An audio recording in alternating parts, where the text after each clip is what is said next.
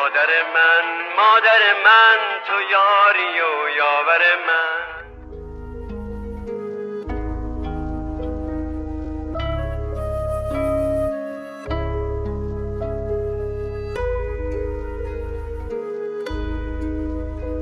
هر کاری کردم برای خوشبختی شما بوده.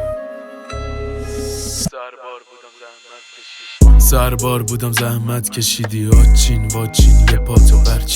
برچیدنم من رنگ روز میمیرم برات من حتما یه روز. اومدم خونه مادر باز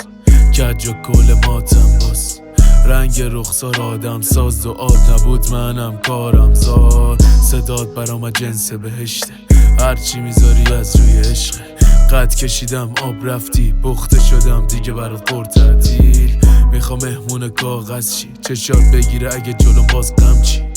تو گلی من خارم تیغ خندتو نمیدم به یه عالم هیچ گفتم عالم هیچی نداره یه رو نباشی دل بیقراره این پسر بی تو هیچی نداره ماده بغض تو گلوم نیستی کلافه دیدی ماما من موندم دیدی آخرش من خوندم دیدی آخر تنجون کن رفت بریدون عشق واموندم من موندم یه جایی واسه خود غم خوندم سگ بودم تو رو خندوندم شاید یه رو خدا بابا ما رو خندون زندگی قشنگ هنوز با تو مامان بیا ببین پسر را تو بکن یه بار بدن تو خیر و بلدیم ما فقط تو تلفن تظاهر میکنی خوشحالم به چطورم میرم و اگه حالی تو رو صدات نشناسم که مادر نیستم که حامد زندگیت کو حامد او همه عشقی که بازن ادرسی کو حامد نازید کو حامد برگشتی به 10 سال قبل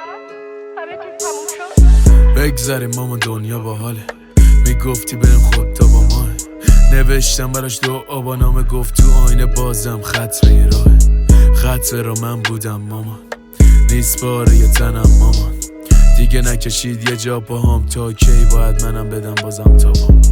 مامان برات میدم قلبم و جونم و حسم و هر کی میخواد بره تو ای بازم همراهمونه سو همدم و میدونی مامان سربازتم من نوکر غمخوارتم خنده روی لبهای من شاهم باشم بازم مامان خرابتم خراب اون محبت ها شب بیداری و همه اون شکایت ها